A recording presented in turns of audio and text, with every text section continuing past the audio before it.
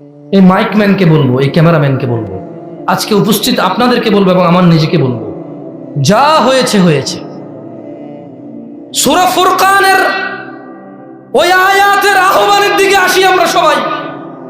যা পড়ি নাই, চলে গেছে দিন, ফিরে আসবে না। বেঁচে আসি মানে আল্লাহর পক্ষ থেকে বিশাল বড় আহ্বান। বেঁচে আসি মানে গুড সাইন, বেঁচে আসি মানে ভালো লক্ষণ, জীবিত আছি মানে ভালো লক্ষণ।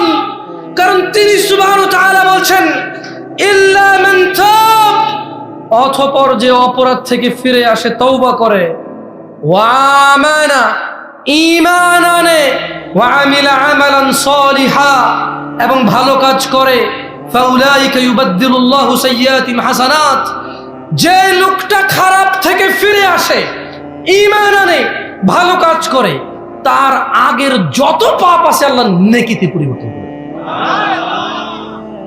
নামাজ যেগুলো ছুটেছে খালাস, রোজা যেগুলো থাকেননি খালাস, মদ যতটুকু খেয়ে ফেলছেন খালাস, জানা যা হওয়ার হয়ে গেছে খালাস, উদাসীনতা যা হওয়ার হয়েছে খালাস।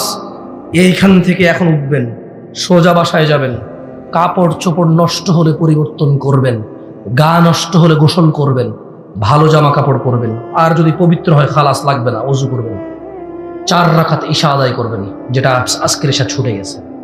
আল্লাহকে বলবেন, ইয়া আল্লাহ, তুমি বলেছো যদি আমি পিছের পাপ ছেড়ে দেই আর তোমার কাছে মাপ চাই, ওই পাপগুলো আর যদি না করি, তাহলে আমার পাপে যে গুনাহ হইতো ওই গুনাহগুলোকে তুমি উল্টা নেকির পাল্লা দিয়ে দিবা, ওজনটুকু। সুবহানাল্লাহ।